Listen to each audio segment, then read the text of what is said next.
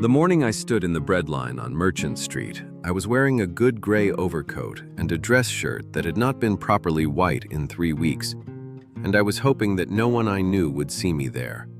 That was my primary concern. Not hunger, not the cold, not what it meant that I was standing in a line that stretched half a block before 7 in the morning, just the particular shame of being seen. I had spent 2 years delivering news that ruined people, and I had managed it by keeping a professional distance, by reminding myself that I was a functionary, that the decisions were made floors above me, that my job was simply to bring the paperwork.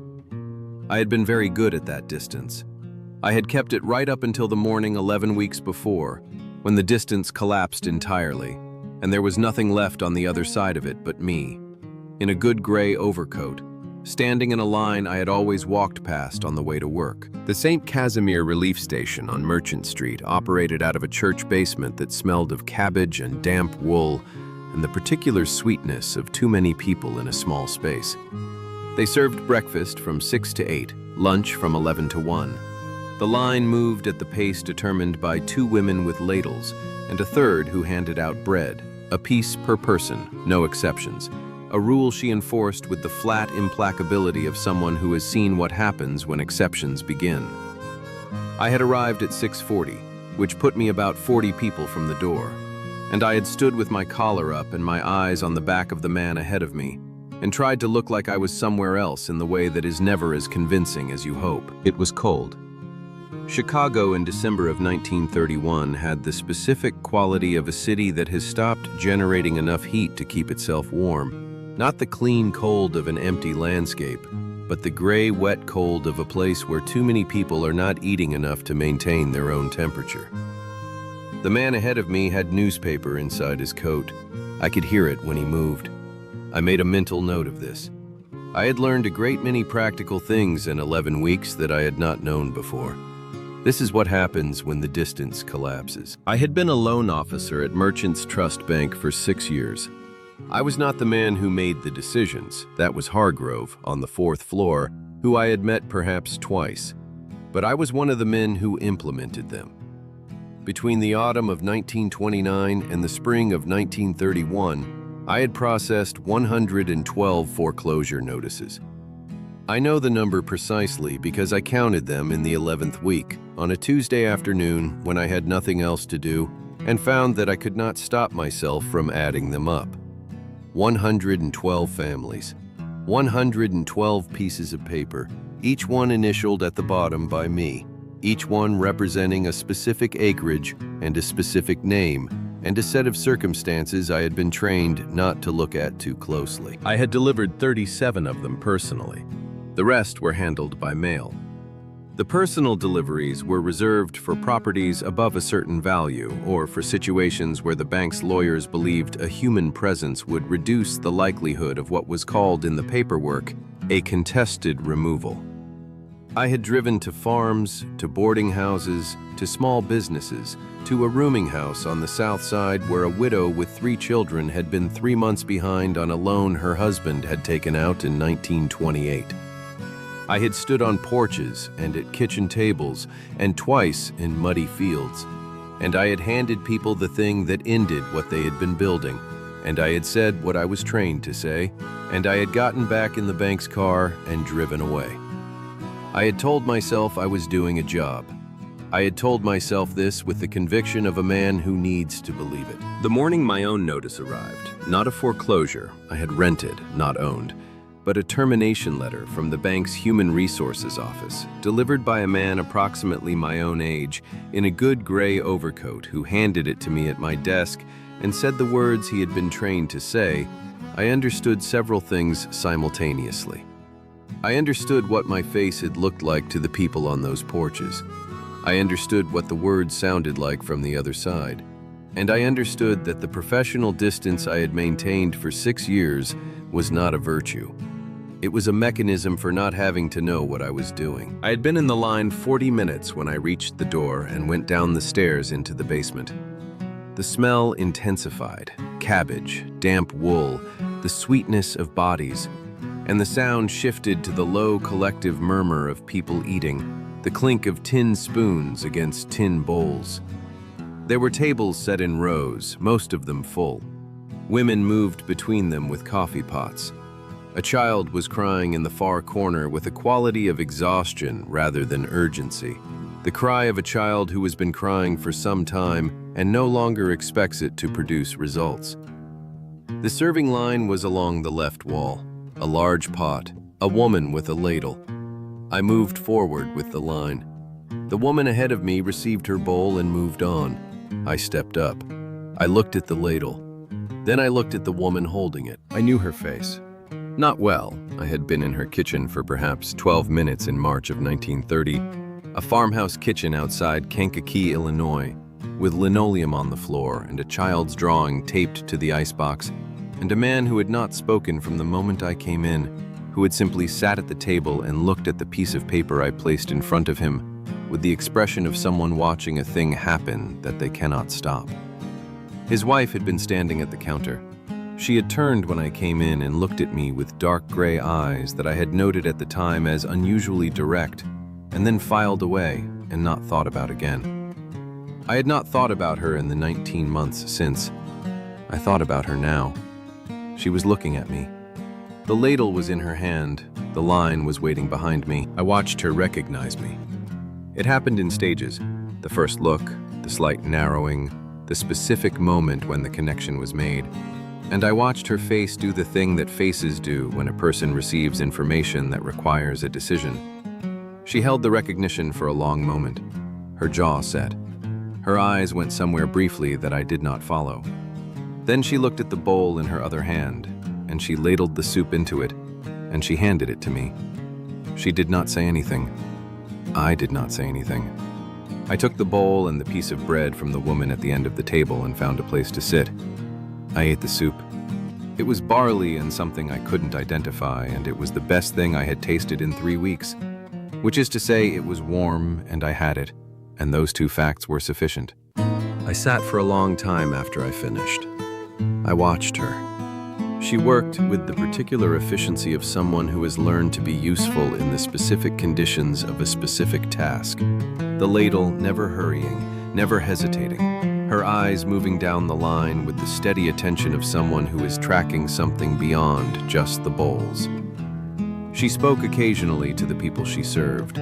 Brief exchanges, a few words, not performed. She refilled the pot twice from a larger pot behind her without stopping the line. I should have left. There was nothing that required me to stay.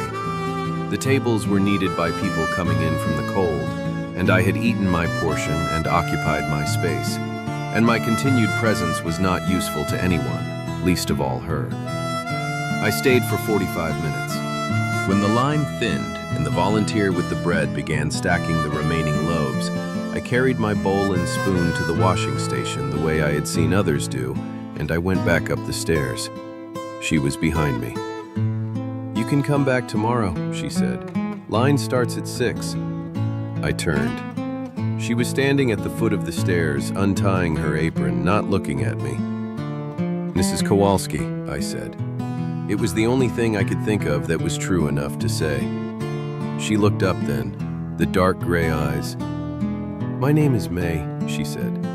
I didn't go back the next morning. I went the morning after that, and the morning after that, and every morning for the next 2 weeks, arriving at 6 and standing in the line and receiving my bowl from her hands with the same exchange of nothing that had become, I understood, a kind of language between us. She did not treat me differently from anyone else in the line.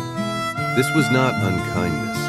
It was the opposite of unkindness. It was a form of respect that I had not earned and that she gave me anyway, and I understood that it cost her something to do it.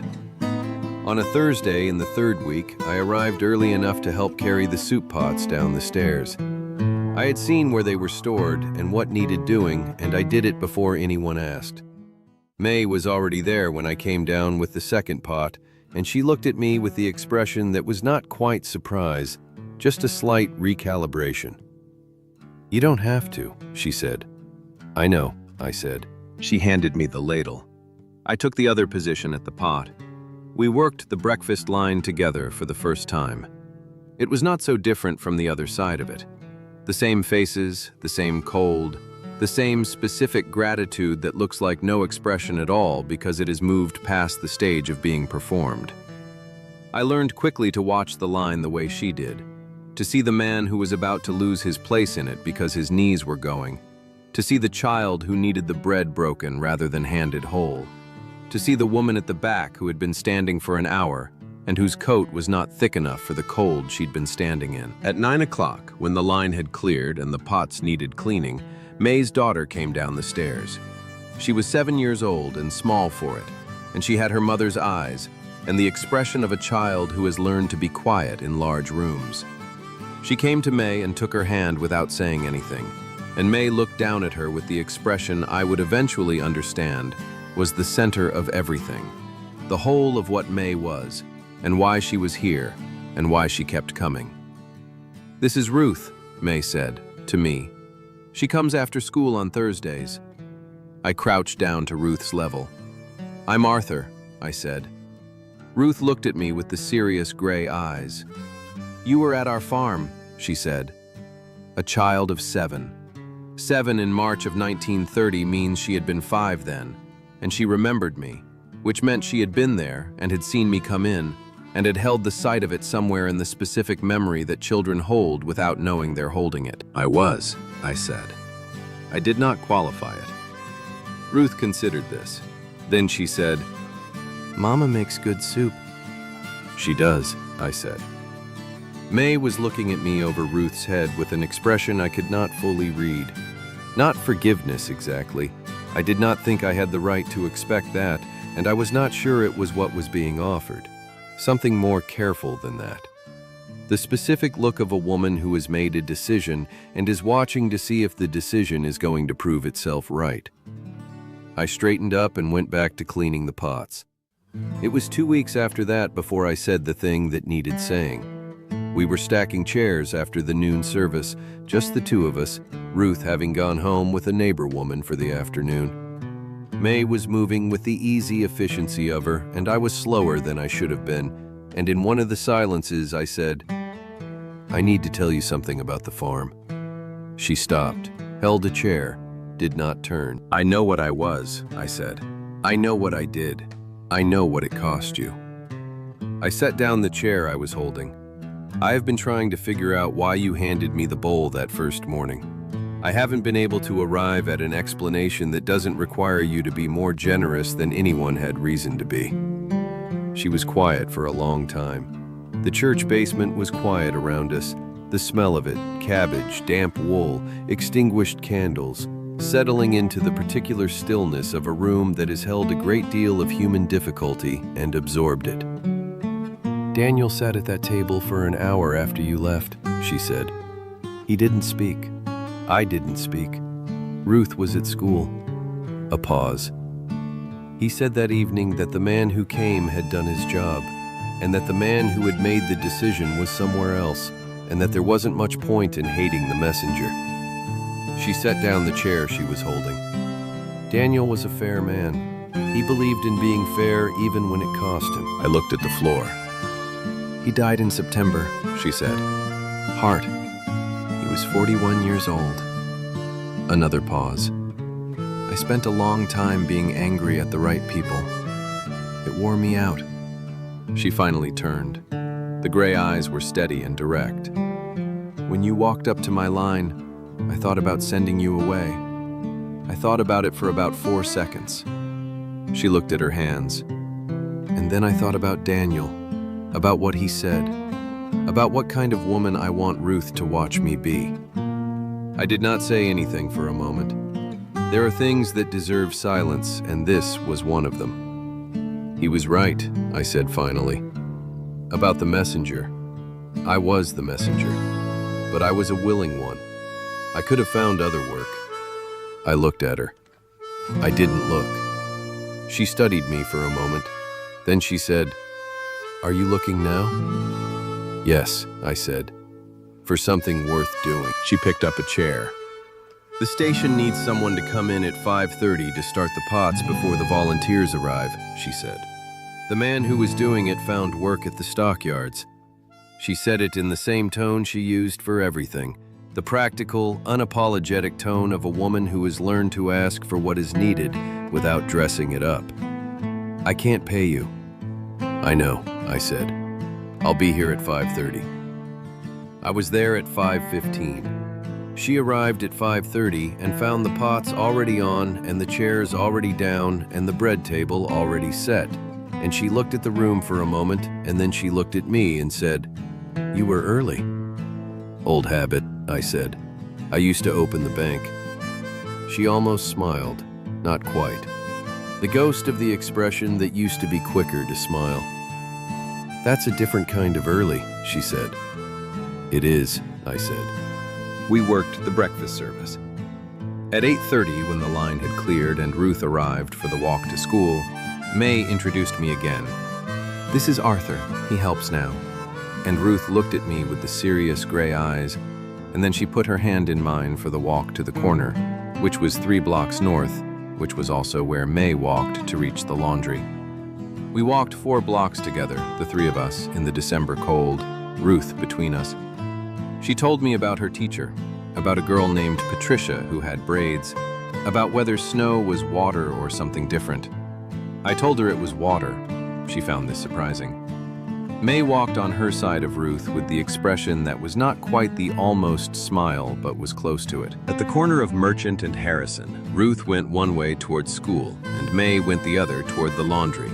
And I stood at the intersection for a moment, watching them both go in their separate directions, and thinking about what Daniel Kowalski had said at a kitchen table in Kankakee, about the man who came and the man who made the decision, about fair-mindedness and what it costs and what it produces, about the 112 pieces of paper I had initialed at the bottom and the 37 porches and the kitchen table with the child's drawing taped to the icebox.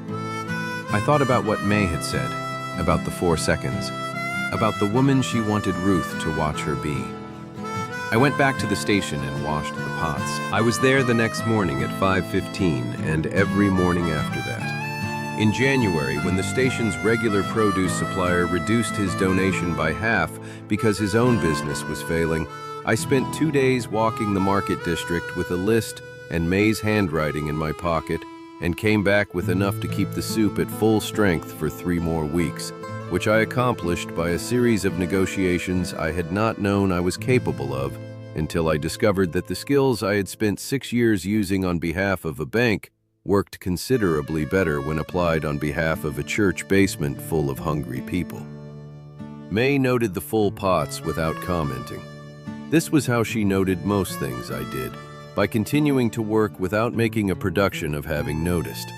I understood this as its own form of regard. In February, on a morning when the cold had come back with the specific determination of a Chicago February that has decided to mean it, Ruth arrived at the station wearing the too large second-hand coat and a hat that was not warm enough, and I went that afternoon to the resale shop on Clark Street and found a hat that was the right size and warm enough and cost 35 cents, and left it at the station's supply table without saying anything about it.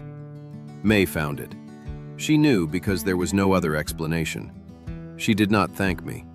She put it on Ruth's head the next morning and adjusted the brim and told Ruth it was from the donation box, which was not entirely untrue. That evening, after the noon service, she said, "The hat." "The donation box," I said. She looked at me for a moment with the gray eyes. Then she said, "Thank you." 2 words, no performance. The acknowledgement of a woman who measures what things cost and knows the value of what she is receiving. I looked at the chair I was stacking.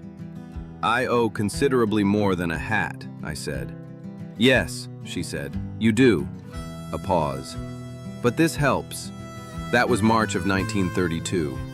The Depression had deepened into something that no longer surprised anyone, and had started to simply be the shape of things, the way a long winter eventually becomes not a condition, but the world. The station served twice as many people as it had in December. May worked the morning, and I worked whatever was needed, and Ruth came on Thursdays and learned to carry bread down the line without dropping it, and told me things about Patricia's braids and her teacher, and the difference between snow and rain with the seriousness of a child, who has decided that this man is trustworthy enough to receive her findings about the world. On the first warm day in April, one of those Chicago days when the lake wind finally turns and you remember that warmth is a thing that exists, May and I walked Ruth to the corner the way we did every Thursday. And at the corner, after Ruth had gone, May stood for a moment looking east toward the lake where the light was doing something particular to the sky. "Daniel would have liked you," she said. "The version of you that's here now." I stood beside her looking at the light on the lake. "I'm not sure that version was here before," I said. She was quiet for a moment. "I know," she said. "That's what I mean." We walked back toward the station.